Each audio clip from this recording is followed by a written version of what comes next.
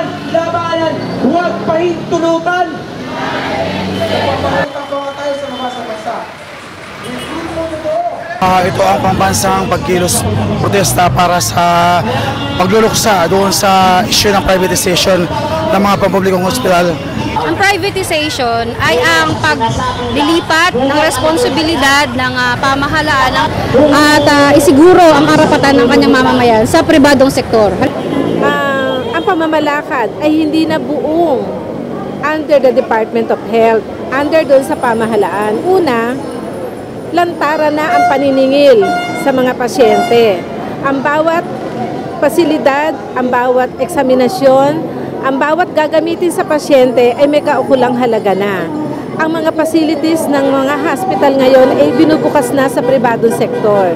Ang pribadong sektor kasi, investor yan eh. Pag naglagak yan ng investment, umaasa sila na mayroong babalik sa kanilang tubo. At ang ahensyang nagbibigay ng serbisyo sa mamamayan ay hindi dapat nagpapatakbo na parang negosyo ang kanyang ahensya. Ang pamahalaan na mismo ang Department of Health ay siyang nagtutulak upang isapribado ang ating mga pampublikong ospital.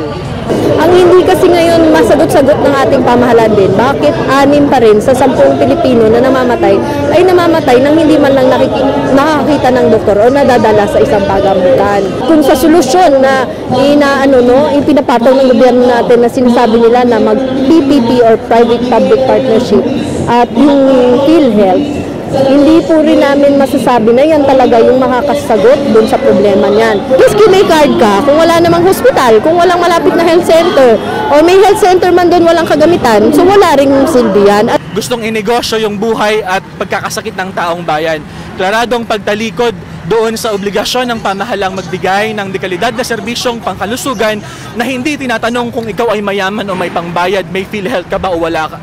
Ang solusyon sa problema ng lumalalang serbisyong pangkalusugan lalo na sa ating mga ospital ay hindi ang privatization, hindi ang pagbebenta ng mga ospital sa mga pribadong korporasyon, hindi rin po ang pagpasok ng mga malalaking kumpanya, mga pribadong kumpanya sa ating mga hospital.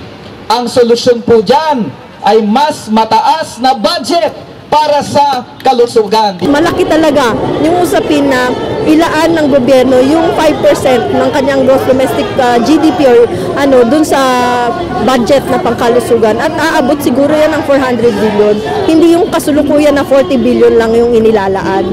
Ang laki-laki pa rin talaga na dapat sagutin ng ating pamahalaan dun sa pagpo-provide nung talagang budget na nararapat para sa kalusugan ng ating bayan. Kami pong mga doktor, nakikiisa po kami dito sa pagkilos na to dahil nakikita po namin na ito ay hindi lamang paglabag sa karapatang pantao, kundi yung amin din pong tungkulin na magbigay serbisyo ay hindi po namin nabibigay dahil na rin po sa kawalan din ng budget na binibigay sa mga ospital.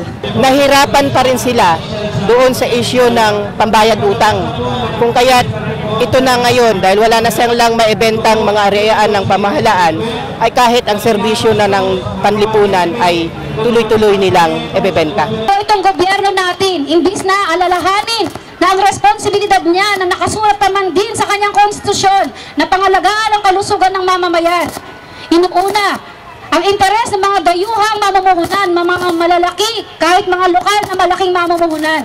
Ang World Trade Organization, kung saan nakapaloob ang Pilipinas, ay nagpapatupad ng privatisasyon kasama ang liberalisasyon at deregulasyon kung saan makakapagpaluwag ng pagpapasok ng mga foreign investors sa mga bansa kagaya ng Pilipinas.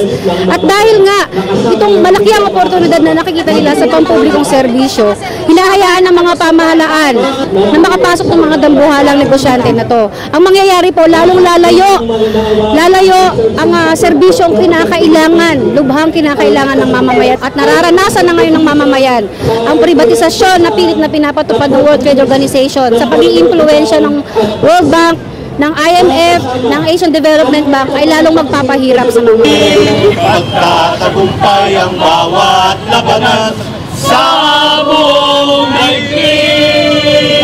Privatization, tutulan, labanan, huwag pahintulutan.